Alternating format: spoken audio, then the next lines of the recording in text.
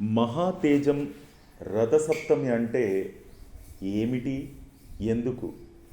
రథసప్తమి అంటే సూర్య భగవానుని పూజించేటువంటి పండగ. మాఘమాస శుక్లపక్ష సప్తమి నాడు ఈ పర్వదినాన్ని ఘనంగా నిర్వహించుకుంటారు.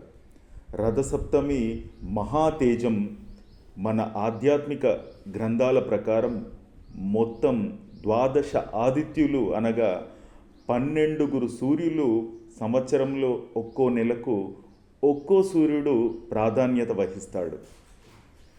చైత్రమాసంలో వచ్చేటువంటి సూర్యుడి పేరు ధాత, వైశాఖంలో ఆర్యముడు, జ్యేష్ఠమాసంలో మిత్రుడు, ఆషాఢంలో వరుణుడు, శ్రావణంలో ఇంద్రుడు, భాద్రపదంలో వైవస్వంతుడు, ఆశ్వయుజంలో త్వష్ణ, కార్తీకంలో విష్ణువు, మార్గశిరంలో అంశుమంతుడు, మాసంలో భగుడు, మాఘంలో పూషుడు, పాల్గుణంలో పర్జజన్యుడు.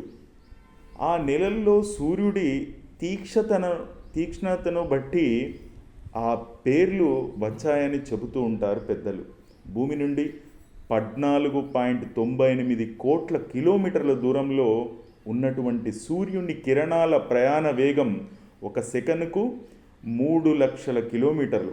అవి భూమిని చేరడానికి పట్టే కాలాన్ని 8 నిమిషాలుగా అంచనా కట్టారు ఖగోళ శాస్త్రవేత్తలు. పురాణ కథనం ప్రకారం బాల్యంలో హనుమంతుడు సూర్యుని ఎర్రని పండు అంటే తినే పండుగ అనుకొని తిందామనే ఉద్దేశంతో అక్కడికి ఎగిరి వెళ్ళాడట. అందుకోసం హనుమ వెళ్ళినటువంటి దూరాన్ని యుగ సహస్ర యోజన పరభాను అని తులసీదాసు హనుమాన్ చాలీసాలో చెబుతారు. దీని లెక్కగడితే యుగం 12,000 ఏళ్ళు అంటే సహస్రం 1000, యోజనం 8 మైళ్ళు, మైలు 1.6 కిలోమీటర్లు, దాదాపు 15 కోట్ల కిలోమీటర్లు. ఇది ఖగోళ శాస్త్రవేత్తలు చెబుతున్న 14.98 కోట్ల కిలోమీటర్లకు ఈ యొక్క దూరం సరిపోతుంది. సూర్యకాంతి 7 వర్ణాల కలయిక అని వైజ్ఞానికులు చెబుతూ ఉంటే ఆయన 7 గుర్రాలున్నటువంటి రథం మీద లోక సంచారం చేస్తాడని వేదవాంగ్మయం చెబుతోంది. ఆ 7 గుర్రాల పేర్లు: 1 గాయత్రి, 2 త్రిష్ణుప్పు, 3 అనుష్టుప్పు, 4 జగతి, 5 పంక్తి, 6 బృహతి, 7 ఉష్ణిక్కు. వీటి రూపాలు సప్తవర్ణాలకు సరిపోలుతాయి.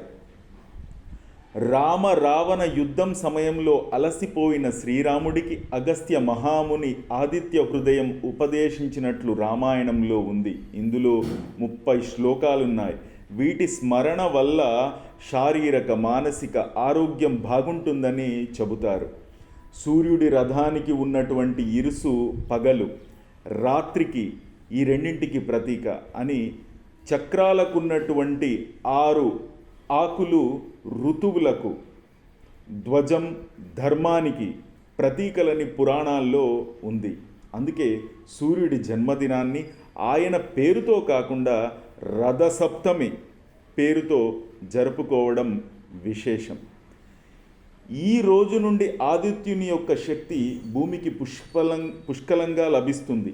సర్వదేవతామయుడైనటువంటి ఆదిత్యుని ఆరాధించడం చేత తేజస్సు, ఆరోగ్యం, సమృద్ధిగా లభిస్తాయి. ఈరోజు సూర్యోదయ సమయంలో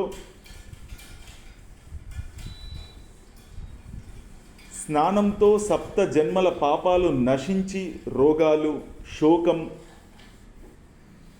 ఇవన్నీ తొలగి తేజస్సు, ఆరోగ్యం, ఐశ్వర్యం ఇవన్నీ కూడా సంప్రాప్తిస్తాయి. ఇబ్బందులన్నీ కూడా పోతాయి. ఈ రోజున స్నానం చేసేటప్పుడు సూర్యనారాయణుని మనసారా ధ్యానించి తలపై జిల్లేడాకులు, రేగాకులు పెట్టుకొని స్నానం చేయాలి అని ధర్మశాస్త్రం చెబుతుంది. జిల్లేడాకునకు అర్కాపత్రం అని పేరు, సూర్యునికి అర్కా అని పేరు. అందువలన సూర్యునికి జిల్లేడు అంటే ఎంతో ఇష్టం. 7 జిల్లేడాకులు సప్తాశ్వములకు చిహ్నం. అంతేగాక 7 జన్మల్లో చేసినటువంటి పాపాలు 7 రకాలైనటువంటి వ్యాధులు నశింపజేస్తాయి. ఈరోజు ఉపవాసం ఉండి సూర్య సంబంధము అయ్యేటువంటి రథోత్సవాది కార్యక్రమాల్లో కాలక్షేపం చేయాలి. ఇట్లు రథసప్తమి వ్రతము చేత సూర్య భగవాను యొక్క అనుగ్రహం చేత ఆయురారోగ్యాది సకల సంపదలు పొందుతారని పురాణ ప్రబోధం. ఈ రోజున స్నానం చేసేటప్పుడు చదవవలసినటువంటి శ్లోకాలు: నమస్తే రుద్రరూపాయ రసానాం పతయే నమః, అరుణాయ నమస్తేస్తు హరివాస నమోస్తుతే, యద్దజ్జన్మ కృతం పాపం మయా జన్మసు సప్తమ, తన్మే రోగంచ శోకంచ మాకారిహంతు సప్తమి, ఏతజ్జన్మ కృతం పాపం యజ్జన్మానాంతరార్జితం, మనోవాక్కాయజం యచ్చ జ్ఞాతా జ్ఞాతే చ ఏ పునః ఇతి సప్తవిధం పాపం స్నానాన్మే సప్త సప్తికే, సప్తవ్యాధి సమాయుక్తం హరమాకరి సప్తమి.